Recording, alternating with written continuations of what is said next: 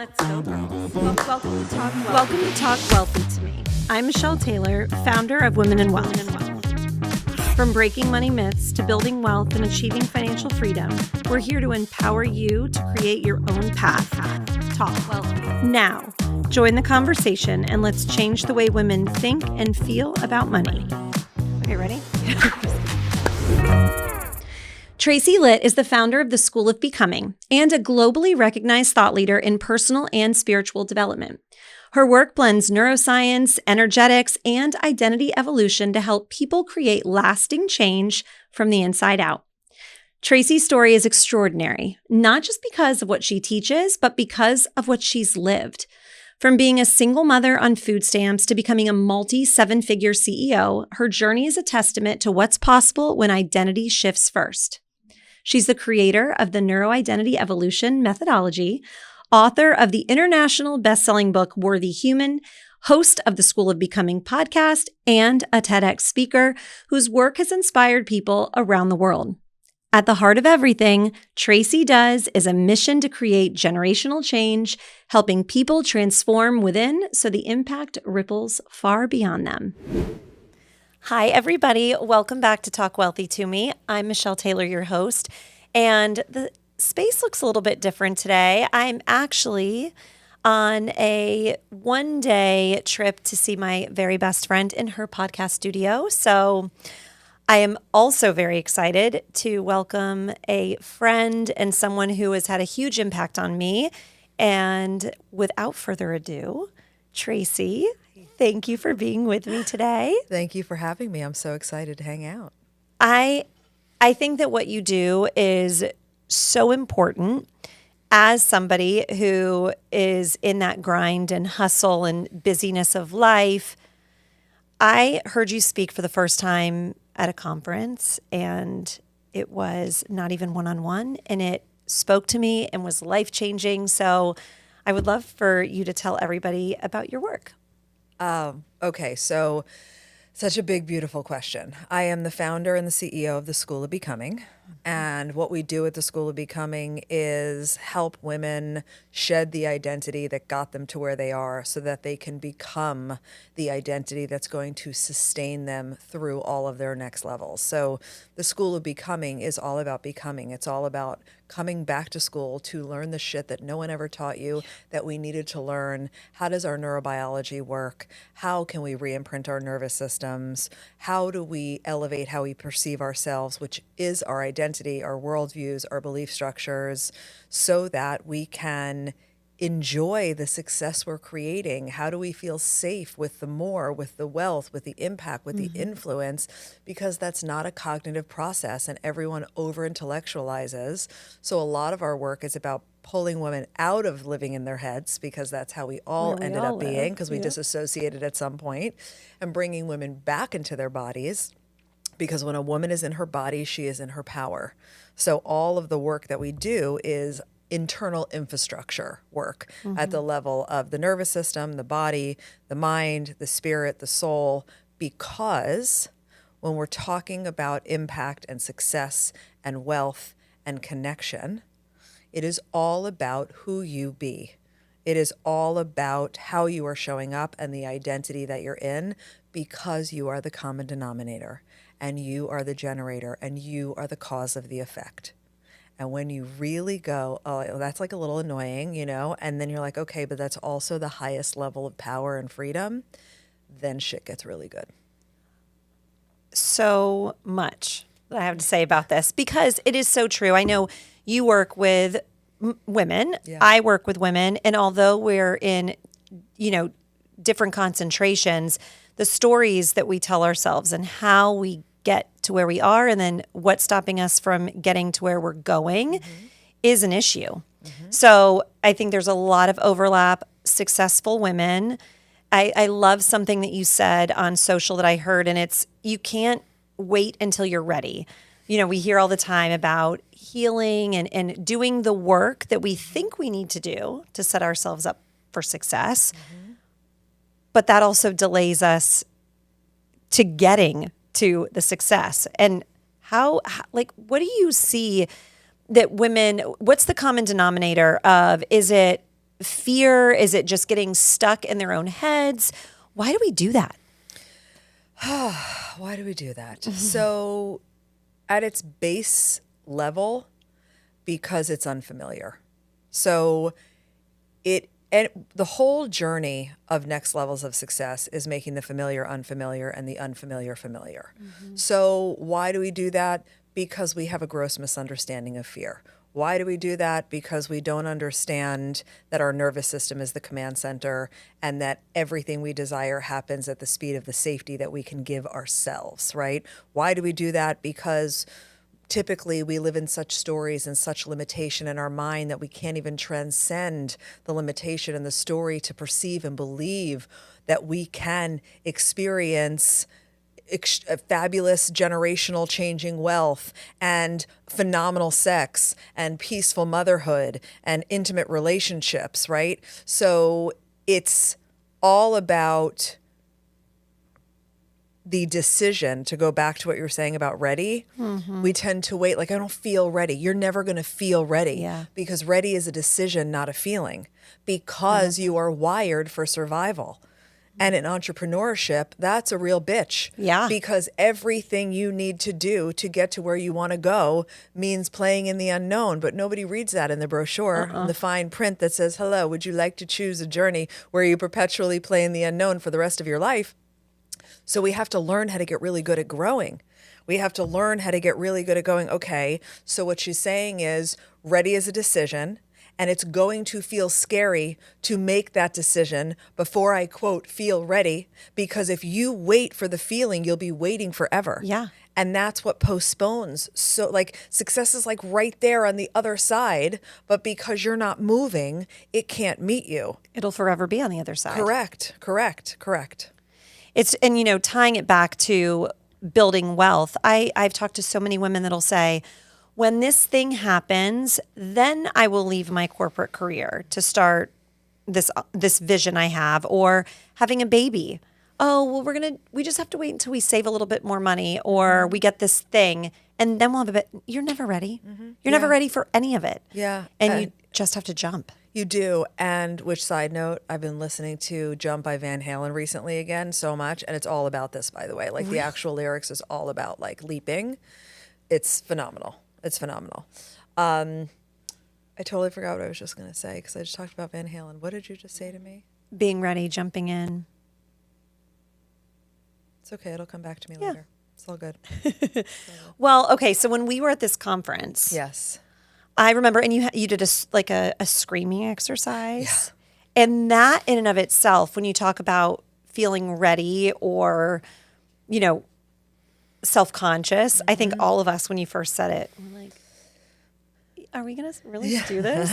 But I watched the women in the room follow your lead, jump in, not waiting until they're ready. And they had life-changing experiences. Yeah. And we were joking before we started recording that, me being an eternal optimist and somebody that is a self-admitted shove it down and keep going person. Everyone that's listening has heard my story, having leukemia and divorced parents and all of these things, IVF. I remember saying to you, I wasn't expecting it to impact me the way it did because I don't really think I have trauma. And you looked at me like I had 4 heads. And I'm like, are you kidding me? Of course you have trauma. Look at all these things. Yeah. And I think sometimes, the culture of pushing through before acknowledging all of the things is celebrated. And it's finding the balance. You still have to fix the stuff. And I think that that's important, in the audience understanding that is you're not saying don't fix the things. You're just saying don't wait until you fix them to move forward. You kind of have to do them at the same time. You do have to do them at the same time. And the healing happens as a byproduct of the rising. So let's just hold that for a minute. Yeah. And take a step back. There's nothing to fix.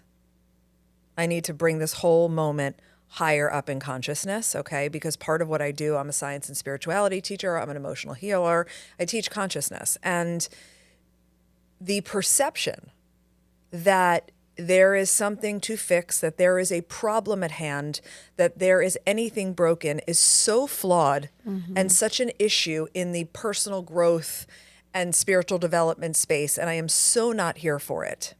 I love that. You are a soul in a meat suit. You are a spirit in human form. You were born with an objective of your soul, and everything that has happened along your journey from utero all the way till this moment when you might be listening and you're 30, 40, 50, 60 years old are all opportunities to workshop the objective of your soul, to learn the lessons that you are here to learn. And if you are human and you are listening, which are the qualifiers to hearing this podcast right now, you have trauma. Yeah. And the problem is that trauma has such a stigma, and everybody thinks it's so like taboo, or it's so dense, or it's so heavy. And when you live in a higher conscious place, which is what the School of Becoming is predicated on, you realize it's not heavy at all. That's the judgment and the meaning and the shame and the avoidance that you attach to it. In actual fact, what trauma is, it's not even what happened. Trauma is the way your body physiologically responds and locks in the moment that whatever happened. Whether it was abuse, or your parents fought a lot, or you didn't make the soccer team when you were 7 years old and you couldn't make sense of it. There's all of these different things that can happen on the spectrum of stimulus and circumstance.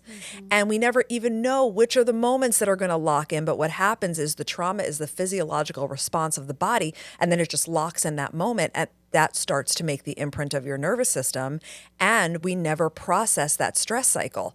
So what happens is everyone, especially we're talking about women in wealth, right? Because the School of Becoming serves women leaders and entrepreneurs. We have a very similar path in that way. And we are here holding so much, leading so much, and then wondering why burnout is now an actual diagnosis, right? And why we feel resentful, and why we don't feel disconnected with ourselves, and why you are extraordinarily successful, but you still are afraid that the other shoe's going to drop. And all of that is because you are so congested in your body. The trauma is so stuck. That's why we do scream release. That's why we do processing. But we don't do it through like, oh my God, there's trauma, because that's the bullshit of this industry that needs to end. Yes. Right? It is your divine moral responsibility to evolve. That's what we're doing here. You're talking about talk wealthy to me because you're changing things for generations, right? I'm having the same conversation. It's about change. It's about making an impact. And we don't do that by focusing on all these external things. We do that by each of us becoming different and then dripping something different into the generations and having a different relationship with money and with people and with life in general, and realizing we're creators of this thing. It's so incredible to think about, the whole time it's who makes us who we are. And when we truly acknowledge all of these different things that have happened, take the lessons, keep moving, that's truly how you create impact and change. And I love what you said about, and what you talk about with your soul's journey. I have heard this many times in my life, and truly, whatever your beliefs are, how amazing is that to think that the reason that we're here is for our soul to evolve and go through the things that we are lacking or need to become this higher, more evolved version of that soul. I think it's awesome. It is awesome. And it allows you to breathe. And look at the trauma in a different way. Yes, because and here's the thing, I'm glad you just said that, because this is important for you, for everyone.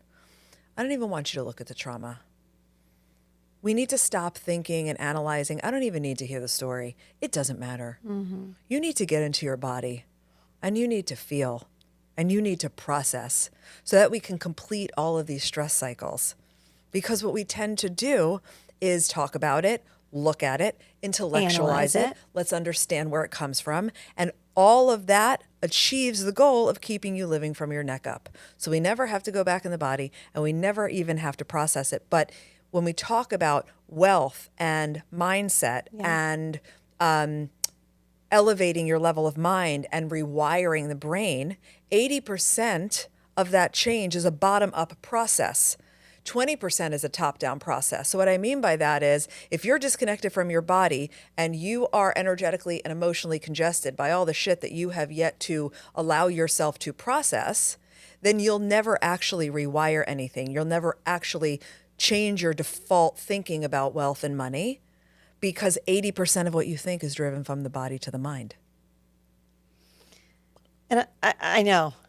But this is why I love these conversations, because it's like, hello, wake up. Here's the science. Yeah. Here's the science. And it isn't just woo-woo BS. I mean, it's science. It's science, It's like science. you said. It's science. And it's so true, because the stories that we tell ourselves about limitations or what we deserve or what we don't deserve when it comes to building wealth, that is truly what women need to fix. Yes. When people talk about, the pay gap and the wealth gap and all of these things, I'm here for the conversation to say that, do others have a leg up? Do the guys get a little bit? Yes, and we need to do the work, because I feel, and maybe this is an assumption that you're gonna correct me on, but this is more a woman problem, I feel like, because we are the ones that are holding on to the stuff maybe a little bit longer without dealing with it as we grow through it.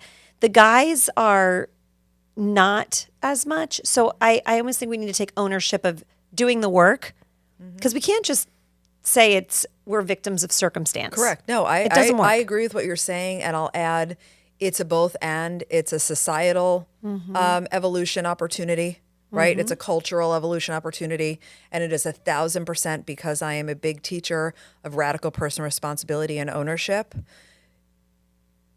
If you want what you say you want, you have to stop abdicating your power and being a victim of your own life. And you don't realize how many places you're actually giving your power away, right? And imagine having the confidence of a mediocre man. Right? It's like, holy shit, right? But again, that's the responsibility of each one of us, and that's identity. Yeah. How do you see yourself? And are you going to say, no, I know my value? Let's talk about going after the promotion. Or yes, at the level of your nervous system, we get to work on allowing you to tolerate more money, because sometimes it's just so unfamiliar for you to get to that next level financially, right? Or the promotion, and you think, well, shit, I can't handle more responsibility. I'm already dying under the pressure now. Yep. All of that is nervous system work. But to advocate for yourself, to say, I appreciate that might be the scale here in this organization, and this is what I'm available for, and this is what I'm asking for.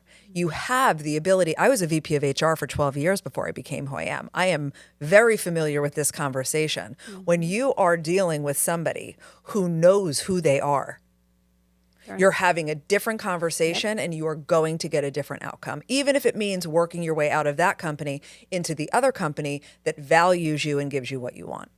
Oh my God. I mean, you just want to run and jump through a window. Yeah. Right? Remember the Kool-Aid man? Yes. When he would run through the brick wall? Yeah.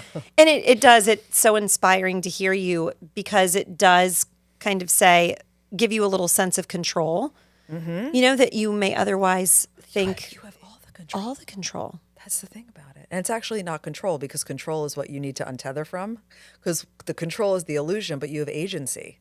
You have sovereignty. If something doesn't feel good, leave. Right. You're not a tree. Move. Right? That's what I'm saying. We forget, and then we get paralyzed, and then we freeze because we don't understand our trauma responses, and we don't understand our adaptive behaviors. And then we just work harder. And then we're like, oh my God, why do I feel bad? What do you think is the common denominator as you're working with all of these hyper successful women when it comes to the financial stories? Do you find that most of them have the blocks because they're either first generation wealth business owners? Is it usually tied to that? Tied to, I'm earning this. I've always been taught that this is not good. More money, more problems, greed. I'm supposed to give it away. I feel like that may be where you see it, but I'd love to hear what you have seen as the common theme. It's a little bit of a combo of, who am I to want more? not acknowledging the shadow side of all of us that we're greedy. I'm greedy, you're greedy, we're all greedy. The problem is that you shove that part of you away and you don't acknowledge it and you judge it as bad, right? Because we were also raised by incredible women, all of our foremothers, mothers, grandmothers, great-grandmothers. I know you know this because you're in the money world. It was 1974 that women finally didn't need a cosigner on a credit card. Isn't that wild? That was yesterday. It was yesterday. It was yesterday. Everybody wants to pretend it was Little House on the Prairie days. No. It was not. It was yesterday. So when we think about women's relationship with, or absence of relationship with money, understanding of finances, the very biddable, good girl, don't prioritize yourself role that that was dripped into us, right? Then what happens when I'm having this conversation with beautiful women is that it's like, but shouldn't what I have be enough? Like, who am I to want more? And what does that mean about me? Right. And then kind of the guilt sets in. So it's kind of, that's on one side of it. And then fear over, well, if I allow myself to go to this next tier and I make more money than anyone in my family's ever made, then how is that going to take me out of my tribe kind of vibe, right? Or who's going to come wanting money from me? So it's just better. I don't want to be greedy, Just and stay I don't right want where I'm at. So I'll just stay here, and it's a perception of safety, but it's not actual safety. Wow.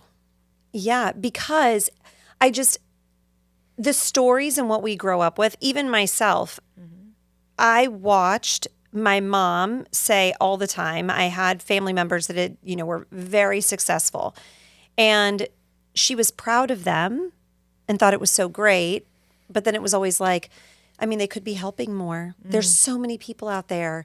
And so even though I don't feel that way, because now that, my mom was very budgeted, no extras growing up, I did not want to take that with me.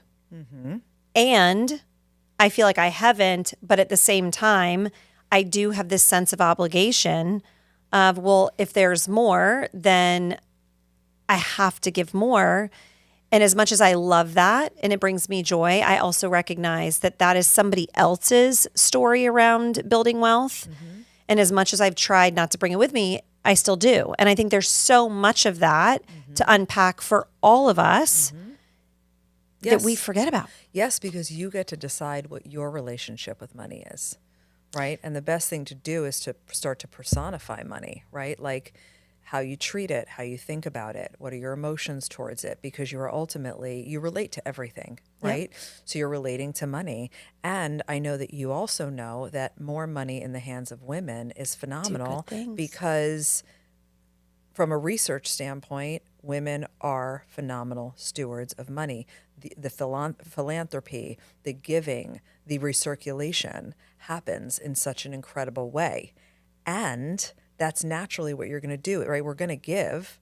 And I think another thing I see that's important is it's okay to say, and I want the financial freedom too.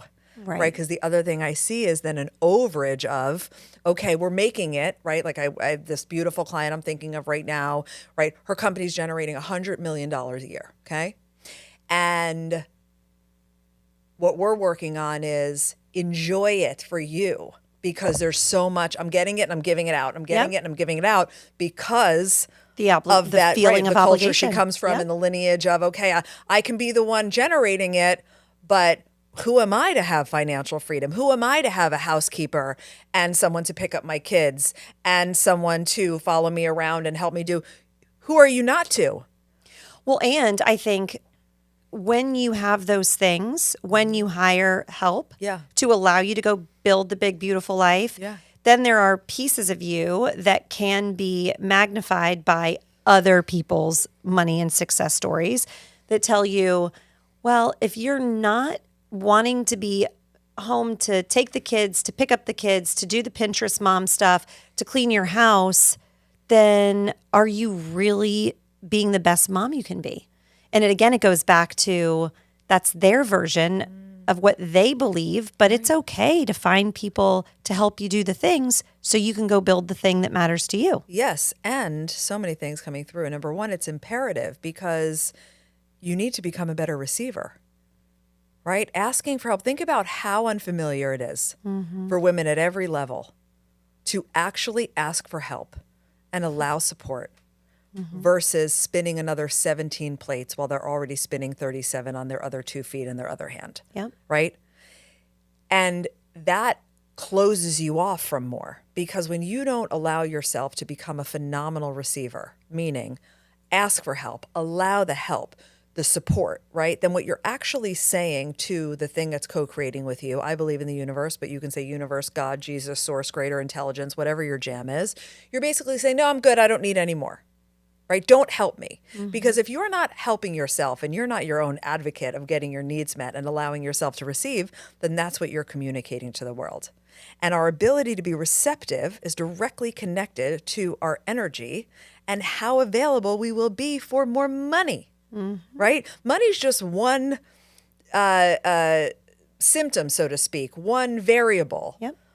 But more love, more connection, more resources, more support, more team, more money. It's all part of that allowance when you become receptive. So with all of this, I mean, I think anybody listening now knows they have a lot of work to do. And rest assured, I'm sure you've never met anyone that didn't have any work to do. So we're all in good company. Yes. And I think that it's probably hard to believe, but you didn't come out of the womb like this. No. So growing up, what was your journey with money? Did you grow up in a household where it was discussed, or you weren't part of limiting beliefs around that? How did you become this version of yourself? Yes. So I grew up in New Jersey, in a beautiful middle-class family. As a young girl, I have no memories of like longing for anything and not having it, right? Not trust fund, not an overage. My parents worked hard. They were both teachers, just to kind of like level set, but they were smart. So when their friends were hanging out in Brooklyn, they bought the beautiful house in New Jersey for, I remember this, my dad just told me the story recently, $78,000. They bought this gorgeous, now the house has got to be, I don't even know, seriously. But you know, they were smart because they were educators. So I always had my needs met, my basic needs met always. And I was always able to be part of like, you know, this team and then that team. And then we moved to Florida when I was in middle school. My parents became entrepreneurs. They opened a muffin franchise. That's a whole story for a different podcast. But they became entrepreneurs and they realized they weren't very good at it. And their relationship with money went to shit very quickly. And we went from living in a house to them living in apartments. And then I aged out, right? And I got my own apartment, but I'm kind of watching all this happen and it's impacting me. And then they had to close the businesses and there was bankruptcy involved and all kinds of things. And that started to write my perspective on what money is or isn't. And then I found myself, because I was living so from my unworthy identity at this phase in my life, a single mother with an 8-month-old daughter on food stamps. Wow. I'll never forget. It makes me like, I had these like little tickets and I would go to Publix, which is the Florida grocery store. And I would either have to put something back or use my tickets. And at that point, my dad would like come and drop like $500 checks in my mailbox randomly just to like, you know, but he didn't have a pot to piss in. So for me, and I think this contributes to why all the work I do is identity-based. So even if we're working on money stuff with me, I'm not working on your money stuff outside of you because it's about how you identify with it. So that unworthy identity for me was also like, and look, you're not worthy enough for money. You're not worthy enough clearly for love at this point, because none of us daydream about becoming a mother and then being a single. She was 8 months old. She wasn't even a year old yet. It's like, what? So all of that just reinforced for me that I wasn't worthy to XYZ. And it was my first dark night of the soul on the garage floor in the house that we had just built.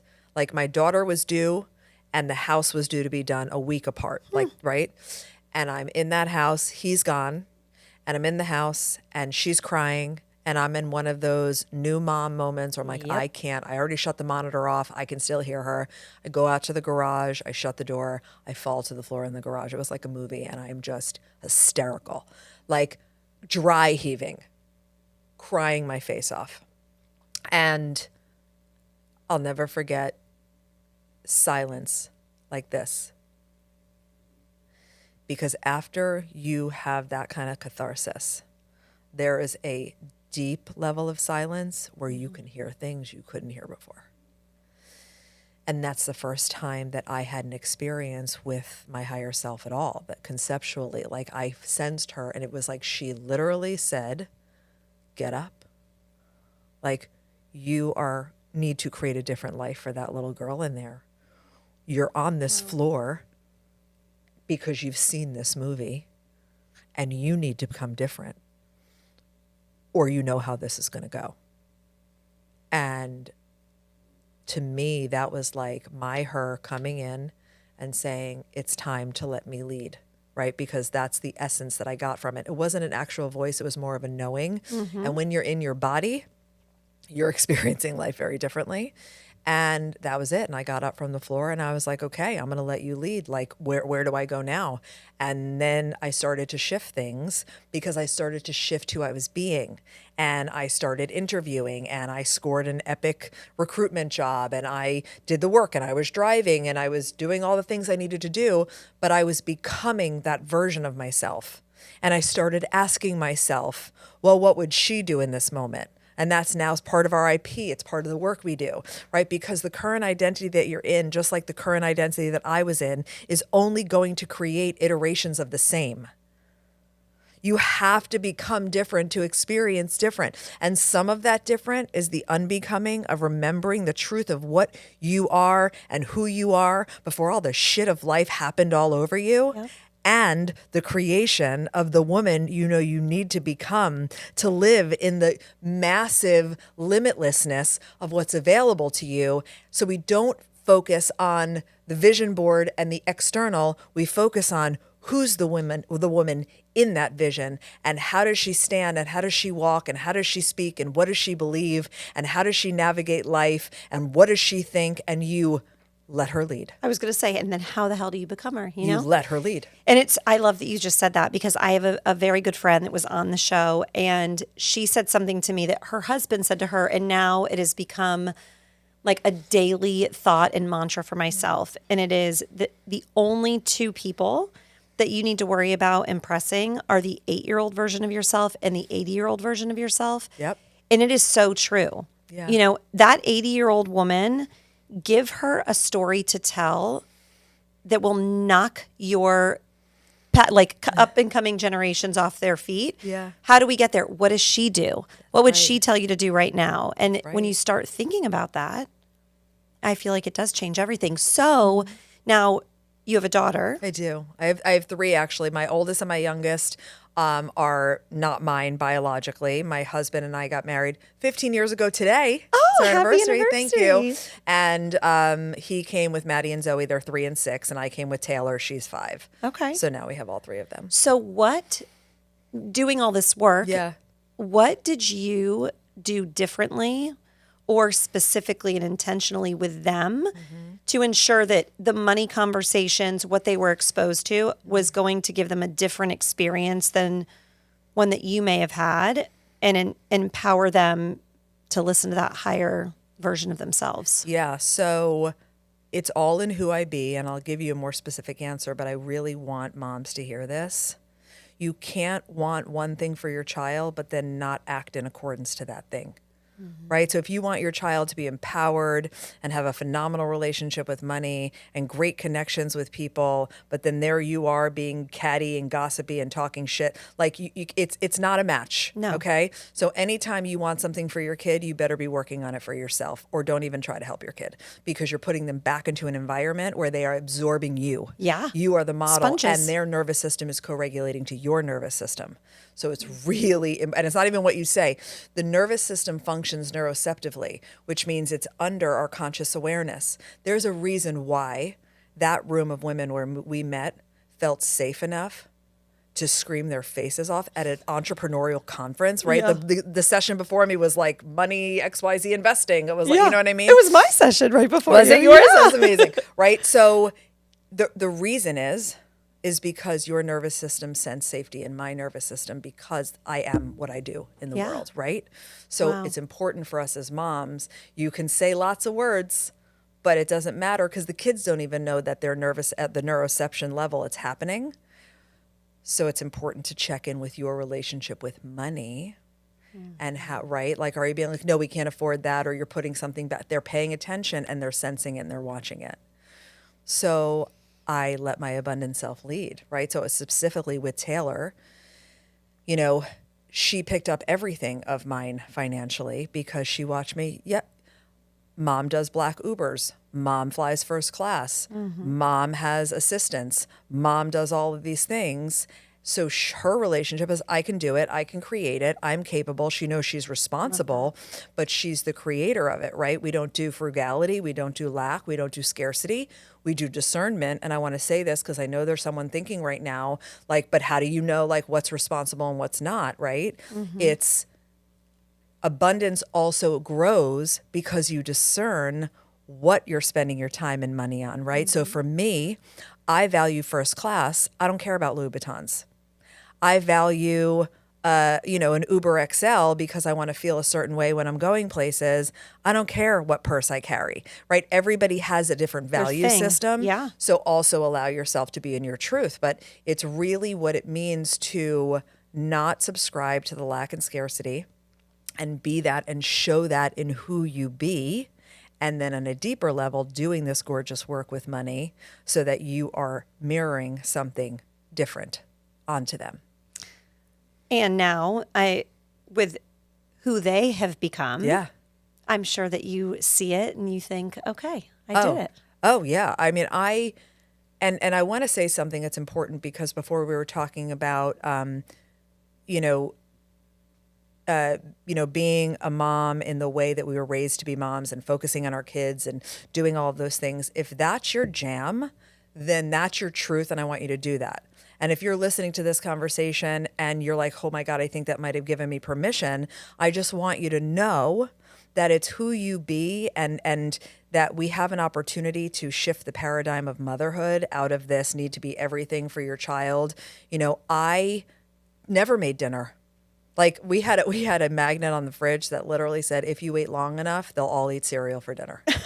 Right? Because it just wasn't my jam for me, right? To each their own. But to really allow yourself to tap into that truth, because for me, what I knew to be true is that if I can continue to allow myself to tap into what I'm capable of, what I will model for my children is possibility. And then I wrote a piece on it called Expand Your Parenting, and Yahoo picked it up and MSN picked it up. And then in Taylor's college, she's graduating from college in May. Congrats. In her college entrance essay, however many years ago that was, there was a paragraph where she said, I watched my mother ascend from a single mother on food stamps to running a multi-million-dollar growth company for women. Did she come to every volleyball game? No. But watching her taught me that I can do anything I want to do, and I'm actually limitless. And to me, that is worth so much more than a volleyball game. And it feels so good as a mom who puts so much pressure on myself, as I'm sure everyone listening does. It does feel so good because you do hear it. Oh, you're not going on my field trip. And I mean, you're 5, that's a big deal.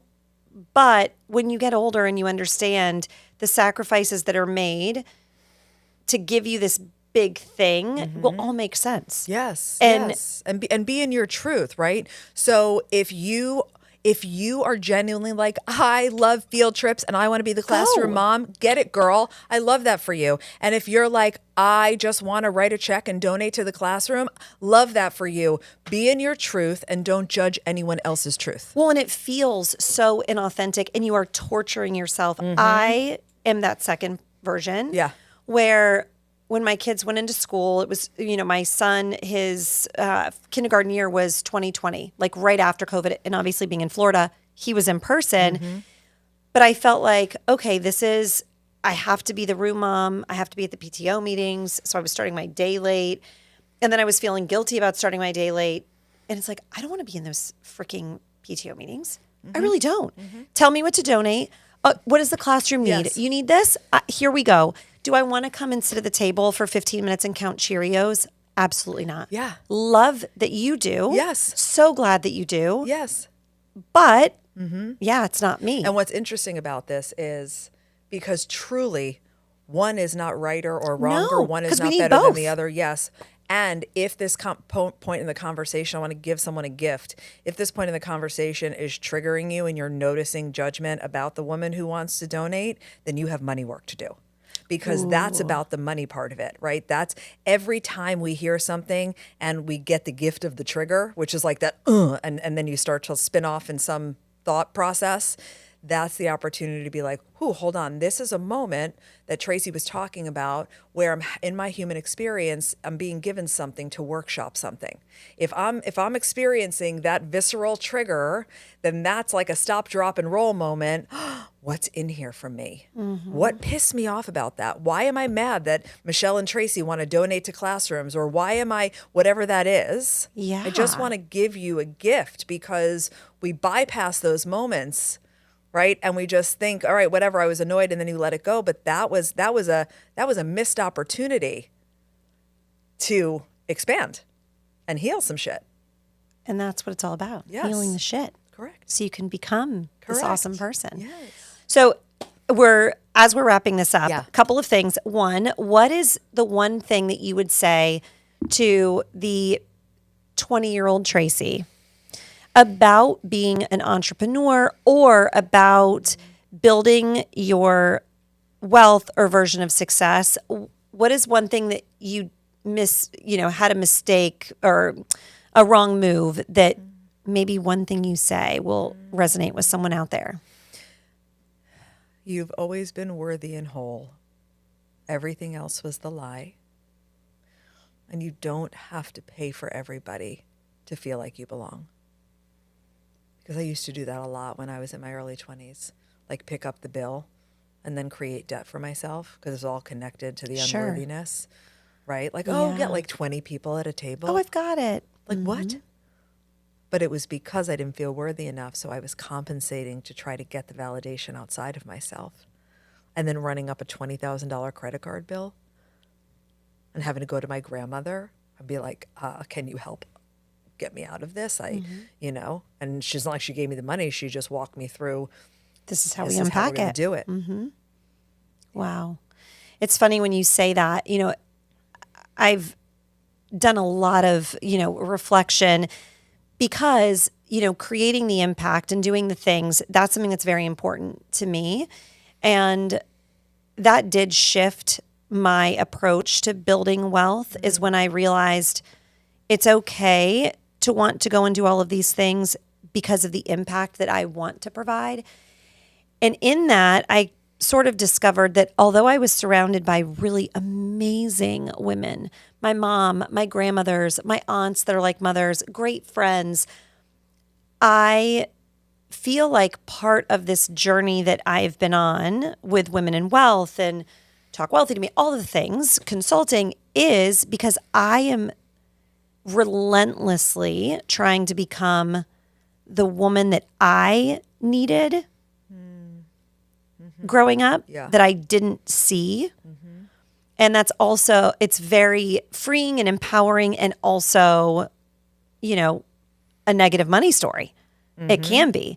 So I just think that whenever I hear you talk, I just realize we all have so much to be proud of and so much work to do to honor the stories in a good way and not let them hold you back. And Right. Such an opportunity, and when we say work to do, it's the purpose, right? Our purpose is to heal and grow and expand. Our purpose is to become, right? If we're not growing, we're dying.